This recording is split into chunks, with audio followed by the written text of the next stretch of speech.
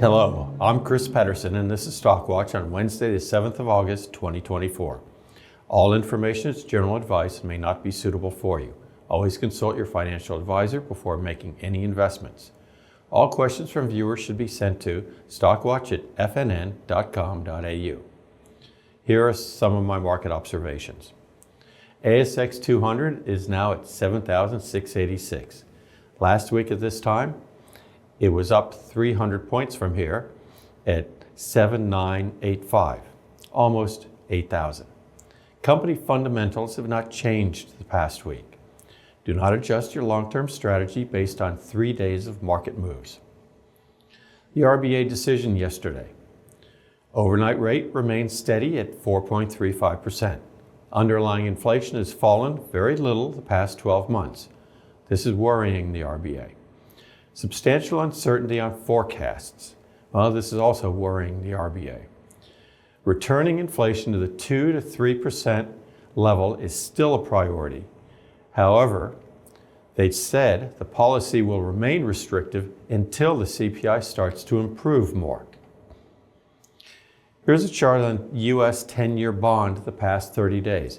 This is what prompted the sell-off besides some of the news with the jobs. You see that the yield to maturity has declined precipitously, dropped below 4% and then kept going.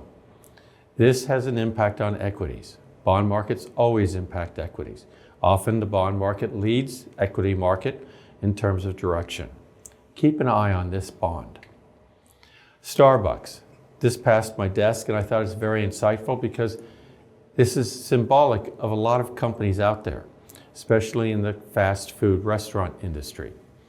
Their same-store sales for quite some time is basically flat.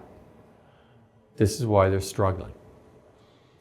Volatility spikes. Well, this is a statistic that I saw from a study that over the last 25 years, the S&P 500 is higher 65% of the time when the volatility, as measured by the VIX, which is VIX, spikes over 60. There are 50 such occurrences.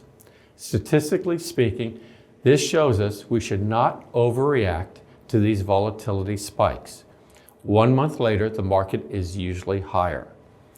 I know this is hard whenever the market is dropping and volatility is spiking, but probably the best thing to do is turn off your screen and turn off the news. 3 companies that I wanted to share today. First is Brambles. It's on the ASX. I've covered it before. The stock price right now is $14.93. I felt it's appropriate to take a look at it again for an update. Looking at the 5-year chart, Brambles is showing that it spiked up and has sold off a little bit. Where's it going from here? These estimates are from UBS. There's a market cap of this company of $21 billion. Price target by UBS is $17.40. Revenue growth rate from 2023 to 2026 is at around 6% per annum. However, the earnings per share growth during this period is 12% per annum, and the dividend growth during this period is 14% per annum. Those are all solid numbers. The PE on the 2025 earnings estimate of 89 cents is 17 times. For companies with these growth rates, this PE is reasonable PE. I would even feel that a slightly higher is still okay. The yield on the 2025 dividend estimate of 53 cents is 3.5%. Free cash flow is running at around 4.3% and has a payout ratio on dividends of 60%. So what does Brambles do? They're a very simple firm. They're a global pallet provider for industry and transport. It has solid growth. I rate it a buy. Second company is Pinnacle Investment Management. Code on the ASX is PNI. It's currently trading at $16.40. This is a 5-year chart also, and what you see is that it sold off but has now recovered dramatically. So is it overpriced or is it still a buy? Looking at UBS estimates again, it has a market cap of $3.2 billion. 12-month price target, according to UBS, is $17. Well, it's trading $16.40, so that's not that much higher from where it currently is. Revenue growth for each of the next 3 years is 21%. The earnings growth is 19%, and the dividend growth is 17% per annum. Now, I've added another line here, funds under management growth from 2023 to 2026, and the estimate shows around a 20% per annum growth in assets under management. That is a decent growth rate. The PE on the 2026 earnings per share estimate at 66 cents is 25 times. The yield on the 2026 dividend estimate of 58 cents is 3.5%. Free cash flow is 3%, payout ratio is 90%. So Pinnacle Investment Management is a multi-affiliate investment group specializing in developing investment boutique managers. So they manage money, but they mostly help other managers grow their business. I rate them a neutral simply because it's already made much of its move. Third company is Cleanaway Waste. Code is CWY. It's trading right now at $2.75. This company I've covered before. I haven't been a really big fan of it, but I thought it's worth taking a look again.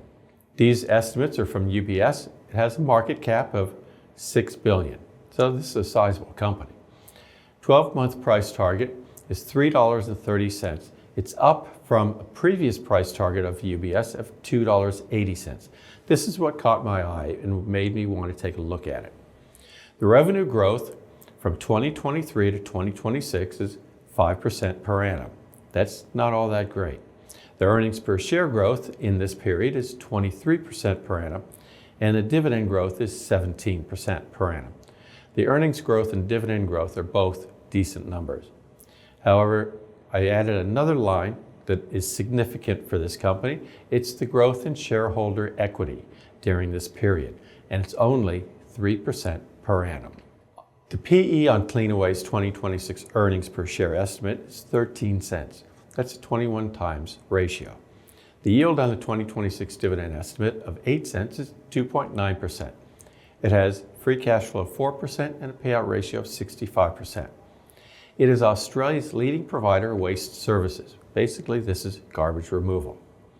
However, my problem with Cleanaway is it has a lot of debt and it has low revenue growth.